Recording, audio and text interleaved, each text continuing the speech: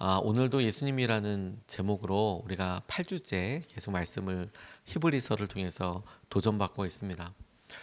전체 우리가 이 말씀을 꿰뚫는 고백으로 오늘도 우리에게 필요한 것은 예수님이시고, 오늘도 우리가 예수님을 붙잡게 될 때 우리 가운데 공급해 주시는 분도 예수님, 힘의 근원이 되시는 분도 예수님, 우리를 새롭게 해주시는 분도 예수님, 계속 그렇게 고백하면서 말씀을 통해 우리가 도전을 받고 있습니다.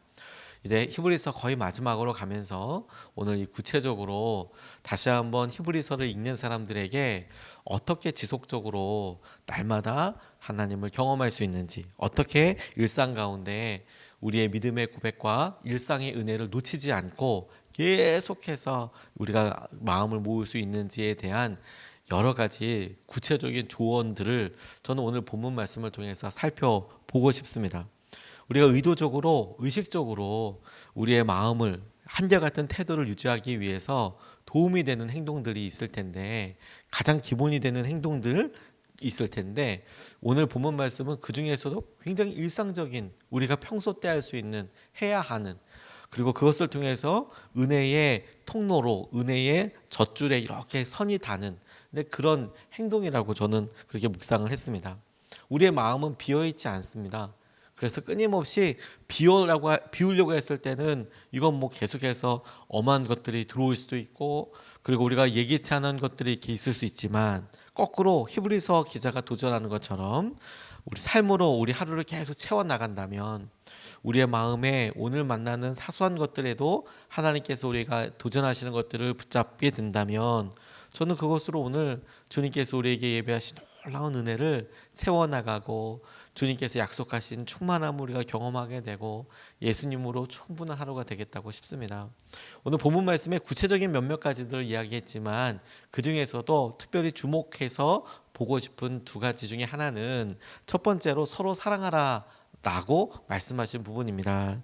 서로 사랑하라고 표현되어 있는 이것이 저는 3절까지, 1절에서부터 3절까지 똑같은 맥락에서 보게 됐는데요. 이렇게 나와 있습니다. 서로 사랑하기를 계속하십시오. 나그네를 대접하기를 소홀히 하지 마십시오. 어떤 이들은 나그네를 대접하다가 자기들도 모르는 사이에 천사들을 대접하였습니다. 감옥에 갇혀있는 사람들을 생각하되 여러분도 함께 갇혀있는 심정으로 생각하십시오. 여러분도 몸이 있는 사람이니 학대받는 사람들을 생각해 주십시오. 이렇게 이야기하고 있습니다. 서로 사랑하라 라고 이야기하고 있는 것이, 우리가 어떤 사람과 서로 마음을 교제하고 함께하는 것을 말할 뿐만 아니라, 이 서로 사랑한다는 것이 맥락으로 그 이후에 있는 몇 가지를 포괄적으로 설명할 수도 있는데, 우리가 사랑할 수 있는 사람, 나를 사랑해 주는 사람을 사랑하는 것은 그나마 우리 주위에 있는 사람들이니까 우리가 그래도 가능성이 많지요. 그런데 나그네를 대접하는 것, 어려움 가운데 있는 사람들을 생각해 주는 것, 특별히 같이 갇혀 있는 심정으로 생각하거나, 혹은 학대받는 사람들을 떠올리는 것, 이런 것도 사랑의 행동이라고 저는 그렇게 구체적으로 좀 보게 됐어요. 서로 사랑하라. 그것이 우리에게 주님께서 주신 은혜와 믿음을 유지하는 참 중요한 도전이 될 것이다. 구체적으로 뭘 할까? 주위에 갇혀있는 사람들, 학대받는 사람들, 그리고 심지어 나그네까지도 하나님께서 우리에게 주신 만남이야, 하나님께서 우리에게 이끌어주신 거야 라고 그렇게 보아라. 이렇게 보고 나니까 주님께서 우리의 사랑이 구체적으로 어느 사람에게 이르기까지, 어떤 범주에까지 이르러야 하는지에 대해서 조금 새롭게 볼 수 있었습니다. 우리에게 갇혀있는 사람이나 학대받는 사람들이나 나그네와 같은 사람들은 우리와 함께 살고 있는 가족들에 비해서 비교적 의식적으로 생각하지 않으면, 의식적으로 떠올려야 관심을 기울일 수 있게 될 그런 사람들임에 틀림없습니다. 그냥 스쳐 지나가거나 그런 사람들이 있구나, 우리가 관심을 기울이지 않으면 깊이 생각하지 않고 그냥 우리와는 일상에서 거리가 먼 사람 정도로, 우리와는 특별히 삶에서 부딪힐 일이 별로 없는 사람들로 그냥 그렇게 생각할 수도 있습니다. 그런데 주님께서 서로 사랑하라 라고 이야기하면서 그 말씀의 대상들이, 네가 날마다 만날 수 있는 일상의 사람, 한 번 만나더라도 몇 달 혹은 몇 년에 한 번 만날 수도 있어도 하나님께서 하시는 은혜를 누리도록 깨워서 그 사람을 사랑해라 라고 그렇게 말씀하신다고 싶었어요. 우리의 일상과 연관이 없다고 생각할 수도 있지만 오히려 주님께서 우리의 삶에 그렇게 연결시켜 주심으로 마음이 가난하고 도움이 절실한 사람들인 것을 우리가 보고 그 사람들을 돕는, 그 사람들의 필요와 그 사람들의 마음을 사랑과 관심으로 닿으라고 주님이 그렇게 말씀하시는 것이다. 이렇게 붙잡게 됐습니다. 1940년대 말에 프란시스 셰퍼, 이디스 셰퍼 부부가 기독교 선교사로 유럽에 파송이 되게 됐어요. 이 부부가 파송이 돼서 미국식 근본주의 신학을 알리려고 그렇게 확장시켜 나가고 있었을 그 즈음은 당시의 유럽이 굉장히 자유적인 생각으로 그렇게 있었을 때였습니다. 유럽이 신앙의 위기라라고 생각될 일들이 이제 막 폭발적으로 일어나는 시기였어요.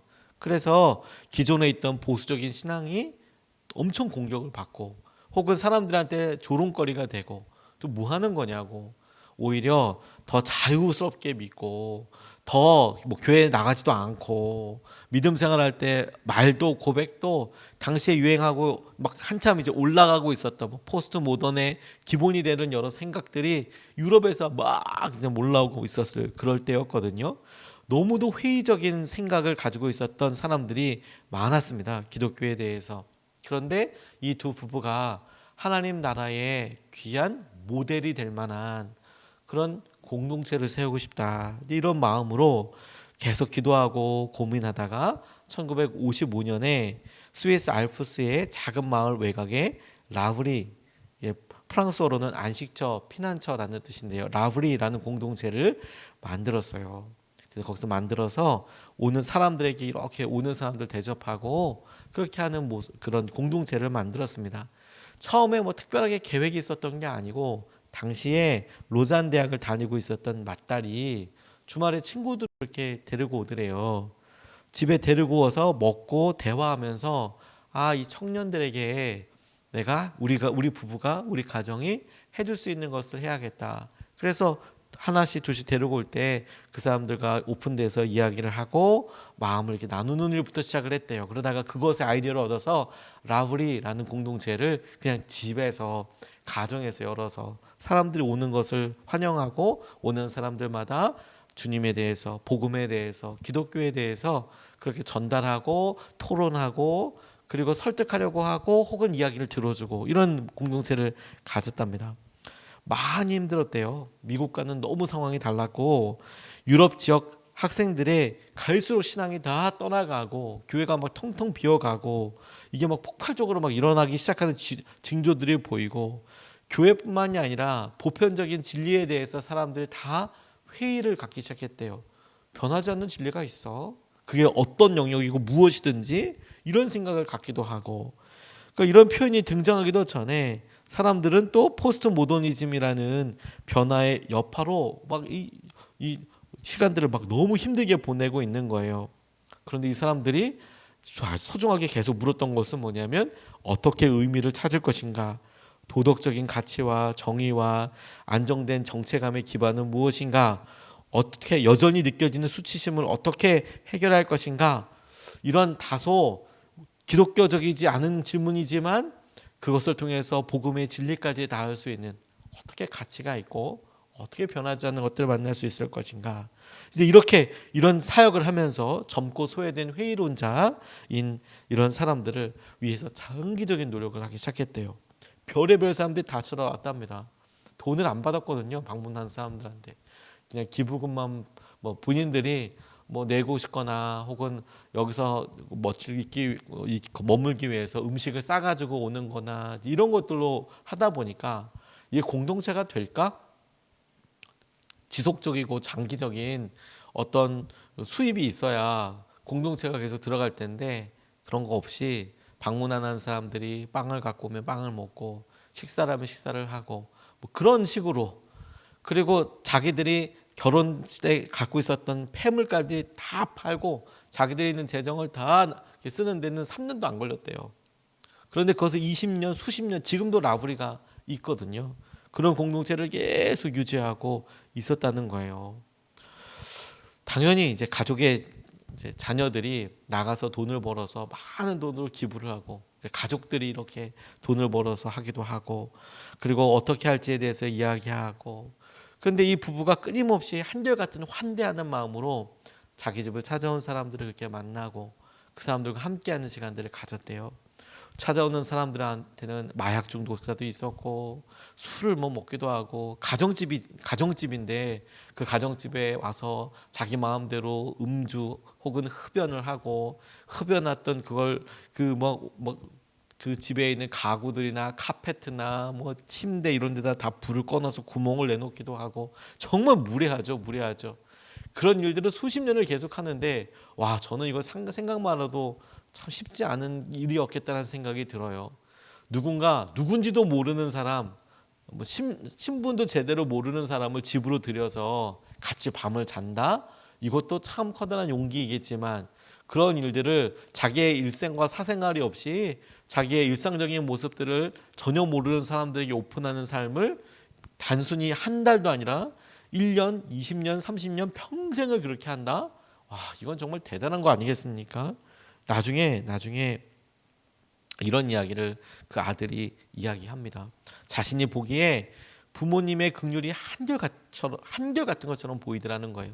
힘들고 좌절하고 진리가 없어서 그렇게 힘들리는 사람들에게 아버지 어머니가 보였던 마음이 한결같았는데, 다른 사람들이 낸 세금으로 운영하려고 지원을 호소한 일도 없고, 그렇다고 그들과 멀찍이 거리를 둔 것도 아니고 직접 집을 개방하고, 그 결과 우리 집 식탁에는 온갖 인간 군상들이 다 모여들고, 지적 능력도 다양해서 정신질환자부터 옥스퍼드 대학교에 이르기까지 그런 온갖 모든 단계의 사람들이 다 방문하고, 그런데도 어머니와 아버지가 조목조목 하나님을 논증했지만, 어떤 말보다도 더 설득력이 있었던 것은 두 분이 기꺼이 희생한 재물과 사생활과 시간이더라는 거예요.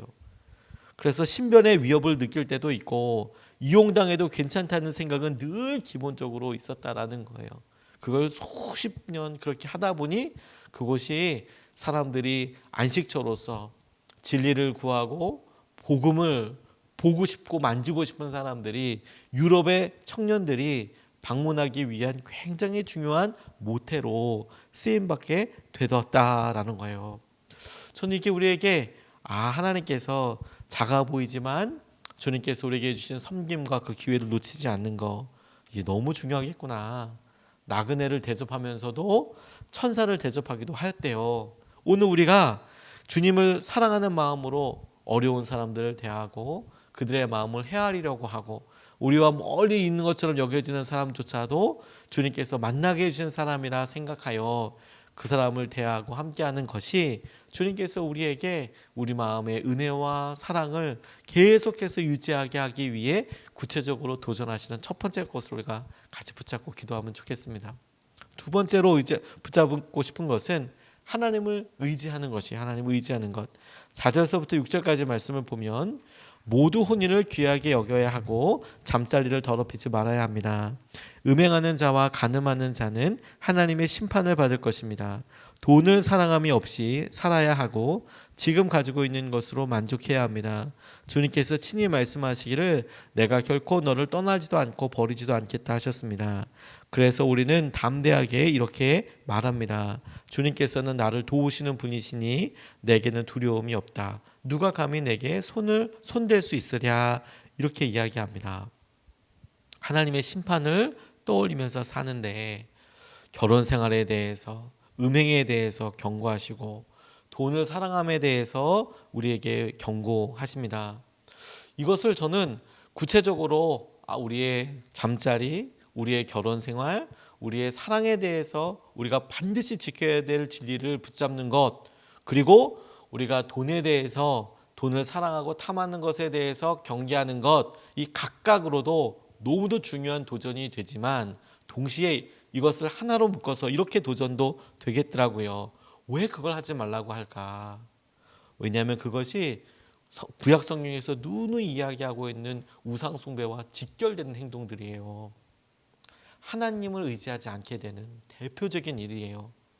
가정이 깨지고 가정에 있어서나 우리 각 개인이 육체적인 정결함을 유지하고 우리의 행동이 그와 같은 범주를 끊임없이 지켜나가는 것이 우리 개인적인 윤리라고 생각하기 쉽지만 그것을 더 포함해서 하나님과의 관계를 설명하는 제일 중요한 표현이 됩니다. 그것이 하나님으로부터 멀어지게 해요. 뿐만 아니라 우리가 돈을 생각하고 의지하는 것이 우리는 그냥 지금 당장 이게 필요해요. 지금 우리에게 이만큼이 공급돼야 해요. 라고 생각을 하는 것은 자연스러운 일이고 그것이 죄라고 보이지 않는 경우들이 대부분이거든요. 그런데도 하나님께서 그 일에 대해서 만족을 이야기하시고 그 일에 깨어있으라고 이야기하는 이유는 뭐냐면 처음부터 그게 죄다 이렇게 얘기하시기보다 그렇게 의지하면 하나님을 의지하는 것에서부터 점점 더 멀어지게 된다는 거예요. 어느 순간에 우리가 우리 스스로가 할 수 있는 능력과 우리 스스로 할 수 있는 영역으로만 하려고 해요. 그래서 하나님께서 계시는 믿음의 도전이나 하나님을 의지해야 될 때에 대해서 우리가 얼마나 연약해지는지 몰라요. 그렇게 생기는 영적인 유익들을 우리가 그냥 포기해버립니다. 왜냐하면 자연스럽게 우리는 돈을 의지하게 되고 자연스럽게 우리는 쾌락을 따라가게 되고 자연스럽게 우리는 우리 육신의 행동을 너무 자연스럽게 여겨요. 근데 영적인 유익과 영적인 습관들은 우리의 몸으로 보았을 때는 굉장히 낯선 거거든요. 의지적으로 하지 않으면 따라갈 수 없는 거거든요. 그러니까 주님께서 이야기하시는 거예요. 주님은 우리를 떠나지도 않겠다고 말씀하시고 버리지도 않겠다고 말씀하셨습니다. 이 말씀은 우리를 어떤 두려움에도 떨치게 하는, 일어나게 하는, 새롭게 하는, 생명으로 충만케 하는 그런 능력이 되는 말씀이고 근거가 되지 않습니까? 그러니까 주님께서 우리에게 음행에 대하여나 돈에 대해서 말씀하실 때 주님이 정말 하고 싶으신 말씀은 바로 이 뒷말씀과 연결하여서 그런 것들보다도 하나님 당신을 의지해. 오늘 너는 그런 것들보다도 하나님을 더 사랑해. 오늘 너는 그렇게 말씀하시는 거라고 저는 붙잡게 됐어요. 교황 이노센트 4세와 토마스 아퀴나스라는 중세 시대 때 유명한 신학자이자 수도사가 서로 대화를 하게 됐습니다. 서로 이야기를 하게 됐는데 이노센트 4세는 아주 교황권의 힘이 피크로 다가가고 있는 그 시작과 과정에 있던 사람이에요. 그렇게 계속해서 이제 온 유럽에 기독교가 로마 제국과 함께 그것이 각각 여러 유럽에 새로 신성된 새로 생기게 된 나라들에서 통용되고 그리고 국교로 받아들여지게 되고 그래서 교황의 힘이 강력했거든요. 이 토마스 아퀴나스는 공부로 신학으로 사람들에게 다가가던 사람이었어요. 근데 콘스탄티누스 황제가 지어서 기증한 라테란 성당 발코니에서 서로 대화를 나누고 있었답니다. 이제 이 기독교가 제국의 종교가 된 거잖아요. 그것도 꽤 오랜 기간 동안 313년에 국교가 된 이후로 처음에도 여전히 핍박도 있었지만 그것이 100년, 200년, 수백 년이 지나고 나니까 이 제국의 엄청난 힘과 능력의 어떤 총본산이 됐어요. 때마침 각국에서 보내온 헌금 주머니들이 속속 이 곳으로 계속 도착하고 있었습니다. 그러니까 그것을 바라보고 있던 교황 이노센트 4세가 토마스 아퀴나스한테 이런 이야기를 해요. 선생 보시오. 베드로 사도께서 은과 금은 내게 없다고 말했는데 지금 교황청은 은과 금이 넘쳐나고 있습니다. 그러니까 더 이상 부족하지 않다는 거죠. 은과 금은 내게 없다라고 그렇게 이야기했지만 지금 우리는 은과 금이 넘쳐나 없지 않아. 구질구질하게 살 필요 없어. 뭐 이런 거겠죠. 지금은 풍족해. 지금은 은과 금이 없어서 뭐 이렇게 하는 게 아니라 지금은 은과 금을 나눠줄 수도 있어 사람들한테. 이런 의도이겠죠. 네, 토마스 아퀴나스가 깊은 한숨을 쉬면서 이렇게 대답을 했다고 합니다.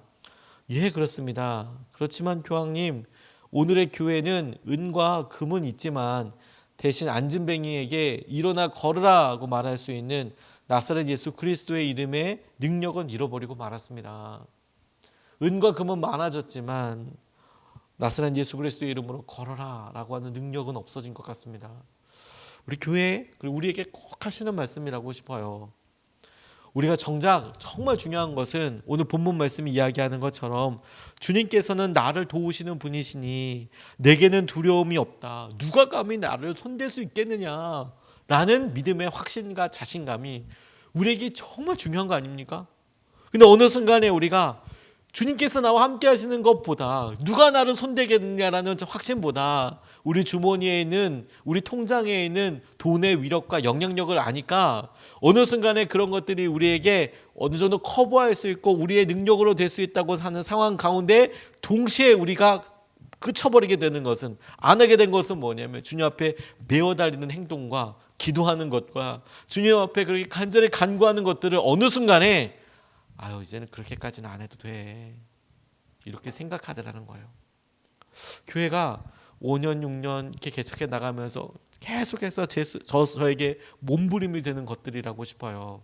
처음에 우리의 뭐가 없을 때 하나님께 간절히 기도하던 이런 것들에서 뭐가 하나씩 생기고 그래서 하나님께 너무 감사하고 그랬는데 시간이 지나고 나니까 이제 점점 우리에게 생기고 그런 것들이 있었고 많았고 그것이 아직까지도 있고 그러고 나니까 혹시라도 하나님을 정말 의지하고 바짝 끌어당겨 앉아서 그렇게 살아가야 될 때 우리도 모르게 아유 이거 뭐 이거까지 그런까지 기도해야 돼. 아이들이 아프고 힘들 때 바짝 기도하고 태어났을 때 엄청 기도하고 애들이 고등학교 들어가야 되고 대학교 뭐 들어가고 혹은 직장에 취직해야 될 때 막 바짝 기도하고 근데 이제 그런 시기가 다 지나면 아 그렇게까지 기도해야 돼? 라고 어느 순간에 될 때 우리가 정작 포기한 것은 뭐냐면 주 예수 그리스도 일어나 걸으라 라고 했던 그런 능력, 주님께서 나를 도우시는 분이시니 내게는 두려움이 없다고 생각했던, 누가 감히 나를 손댈 수 있겠냐라고 이야기했던 믿음의 단호함, 그런 걸 놓쳐버리면 안 되겠구나. 하나님을 더 의지해야 하는구나. 오늘 그것을 꼭 붙잡을 수 있으면 좋겠습니다. 두 가지 말씀을 같이 나눴어요. 첫 번째, 서로 사랑하십시오. 이 서로 사랑하라는 구체적인 것으로 하나님께서 우리에게 주신 사랑 만남들, 나그네와 같이 멀리 떨어져 있는 사람들과 같이 그런 사람들을 항상 기도하라고, 섬기라고. 두 번째, 하나님을 의지하라고. 우리를 편안하게 하는 것들보다도 하나님을 의지하는 것을 선택하라고. 이것을 붙잡고 우리 같이 기도하고 싶습니다. 두 번 나눠서 같이 기도하겠습니다. 첫 번째, 주님, 어려움 당하고 있는 사람들에게 힘을 주십시오라고 좀 기도하고 싶습니다.